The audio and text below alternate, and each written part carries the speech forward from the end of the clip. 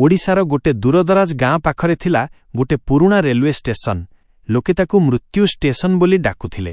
केबे सेठारे ट्रेन चालुथिला, किंतु गोटे भयंकर दुर्घटना परे सबुकिछि बंद होईगला। कहा जाए राति धमटारे सेठारे गोटे अदृश्य ट्रेन आसे, जेउरे मृत यात्री माने आजि मध्य यात्रा करुछंती। गाँर लोके सेठाकू जिबाकू भय करुथिले, किंतु राहुल गोटे युव यूट्यूबर एमिति भूतिया स्थान खोजिबाकू भल पाउथिला। से एहिर सत्यता जानिबाकू निष्पत्ति नेला।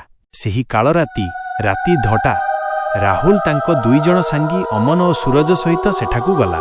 सबुठारे अजणा नीरवता, पुरुणा भंगा बेंच, धूली ढाकिथिबा ट्राक एवं ठंडा पवन। सूरज धीरे कहिला, मोते एठा ठीक लागू नाही। राहुल हसी कहिला, डरनी, सबु कहानी मात्र। घड़ीरे धमटा हैला। हठात दूररूर हर्न शुणीगला। रे किछि नथिला, किंतु हर्न आसुथिला आउ आहुरी निकटकू। किछि सेकेंड परे एक धूसर आकृति देखागला। धीरे धीरे गोटे पुरुणा ट्रेन सेमानंको सामनारे आसी रुकीगला। रो ग्लास भांगिथिला, बाहारू रक्त लागिथिबा दाग। भूल निष्पत्ति। सूरज कंपित स्वररे कहिला, चाल एठारू चली जिबा। किंतु राहुल भिडियो पाइर दरजा दिगकू गला। हठात सबु दरजा आपे आपे खोलीगला एवं लाउडस्पीकर रे आसिला, यात्री माने चढ़ंतु। राहुल हसी भितर को पशिला, किंतु जेमिति से भितर को गला दरजा झटकारे बंद होईगला। राहुल चित्कार करिला, दरजा खोल। किंतु बाहारे केही सुनी पारु नथिले।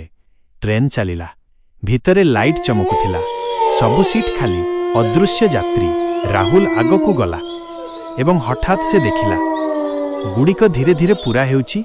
धुआं भली छाया मनिषर आकार नेउछि। सेमाने सबु मुंड घुंचाई राहुल को देखुछंती। सेमानंको आखि नथिला, केवल खाली कला गहबर। गोटे भयंकर स्वर आसिला, नूतन यात्री आसीगला। राहुल भयरे पछकू हटिला। हठात तांको पाखरे गोटे लोक बसीगला। से धीरे कहिला, एही ट्रेन शेष गंतव्य को जाए, एठारू केही फेरी नाही। राहुल चित्कार करी दरजा दिगकू दौड़िला, किंतु सबु दरजा लक एवं ट्रेन अंधकार भितरे गुम होईगला।